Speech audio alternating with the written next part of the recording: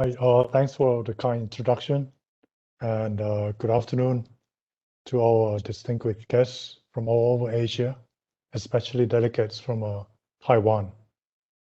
I represent the Digital Economy Promotion Agency in Thailand, and today I would like to share with you the 5G development trend in Thailand.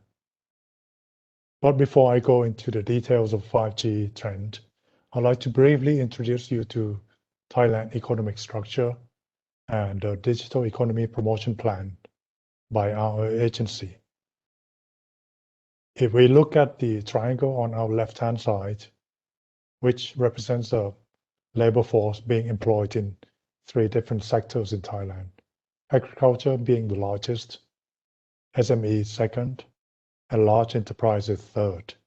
However, if we look at the economic contribution from these sectors, where the numbers are shown on the third panel on our right, we can see that agriculture only contributes around 8% of the GDP, while employing over 40% of the labor force, or 12 million people. SMEs, nevertheless, employ roughly the same number of people as in agriculture, but contributes over 35% of GDP. And lastly, large enterprises employ just under a fifth of the labor force, or just under 5 million people, while contributing almost 60% to GDP. So we can see opportunities for digital innovation to help transform both agriculture and SMEs to generate more value to the products and services for the country to continue the sustainable growth. Next slide, please. This picture nicely sums up what we do at DEPA. The goals are listed on the right-hand side, with the super goal being the sustainable economic growth. It trickles down to the above sub-goals. We target sectors in agriculture, SMEs, manufacturing, and community. The code name of this goal is Digital Thailand. The question is, how can we use digital technologies to help us achieve these goals? Moving to the left part of the picture, we're tackling this challenge by working with both demand and supply sides. For example, this picture listed smart city as the demand side, where city infrastructure and services require digital technology to support city operations. And in order to make this work, we have to tackle a few aspects of this ecosystem. The most important one being the manpower. DEPA works closely with partners from schools, universities, technical colleges, and industries to train people at various skill levels. Another important aspect is to groom digital startups so that they can grow and be able to support the industries. Especially, they can tackle problems SMEs and community are facing, which are sometimes overlooked by larger enterprises.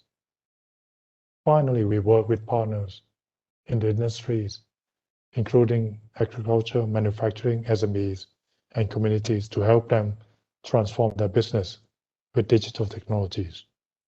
Most of these output are achieved through various mechanisms, including matching fund, consultancy support, reskill and upskill trainings, as well as proposing changes to government policy to allow business to reach its full potential. Next slide, please. Last year, DEPA and Frost & Sullivan did a study to identify digital technologies that would have significant impact on the Thai economy and society. We started off with the global trends that are expected to have significant impact on Thailand over the next 15 years. There are 11 of them, but to highlight a few, including aging society, shift in economic power, transformation of workplace, increasing connectivity and decreasing privacy, urbanization and rise of megacities, and explosive generation and use of data. I think we can all more or less relate to this list and feel their impact on our lives at present. Next slide, please. From these trends, 7 technologies were identified by digital industry experts to have important roles to play in dealing with the impact. These are IoT, AI, data analytics, next-gen telecom or 5G, distributed ledger technology, quantum computing, and automation or robotics. I'd like to focus on the expected impact that the next generation telecom will have on Thailand. Next slide, please. Thailand became the first country in ASEAN to have awarded the 5G frequency license to the operators in February 2020. Then later in the year, the mobile operators started 5G service. The combination of speed, responsiveness, and reach could unlock the full potential of many technologies and boost the realization of many things, including long-range drones, augmented reality, virtual reality, mixed reality, remote healthcare, and industrial automation. Potential use cases include increased productivity, and minimum downtime in manufacturing, high-speed services in entertainment and gaming, and more efficient traffic and logistic management. 5G market size in Thailand is expected to reach 600 billion baht or $20 billion by the year 2030. And 5G will provide infrastructure required for many services such as drone delivery, precision farming, manufacturing, automotive, healthcare, tourism, and consumer trading. The government has also set up a 5G steering committee to promote a level playing field for the operators who are looking to provide services in various sectors. DEPA is also taking part in promoting 5G awareness by setting up a 5G ecosystem innovation center together with Huawei at our head office in Bangkok. This center is open to the public with advanced booking and is showcasing various 5G applications, as well as offering trainings and testing facilities with 5G sandbox permit. Presently, the 5G coverage is available in all major cities in Thailand, as shown in the next slide.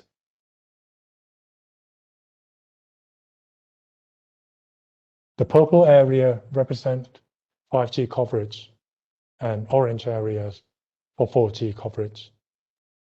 So you can see that all the major cities in Thailand have already the service of 5G service.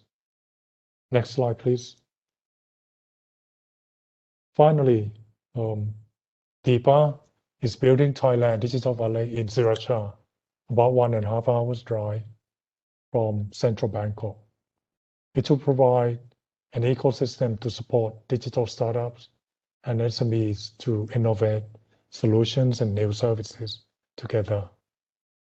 There will be 5 buildings altogether with total space just under 100,000 square meters. The first building is already in operation and acts as DEPA branch to provide support to local SMEs and manufacturers and communities. The second building will provide spaces for startups and will be the center of this community. It's expected to be open at the end of this year. And the third and largest building will be completed in about 30 months' time and will house life-size 3D printing facilities, maker spaces, testing labs, and conference center. The remaining 2 buildings will provide facilities for edutainment and support for local startups to expand overseas. Tenants in Thailand Digital Valley will have access to support and incentives from the government, including tax and non-tax incentives such as corporate income tax exemption, personal income tax cap, and visa for overseas workers and their family. DEPA acts as a link between government agencies and private sectors. We work together with many industry groups such as Smart City Alliance, Thailand IoT Association, the EEC Innovation Park and Automation Park, and Thailand Printed Circuit Association, to name a few. So we can link you up with potential partners. And this concludes my talk. Thank you for your attention, and I look forward to the discussion later in the program.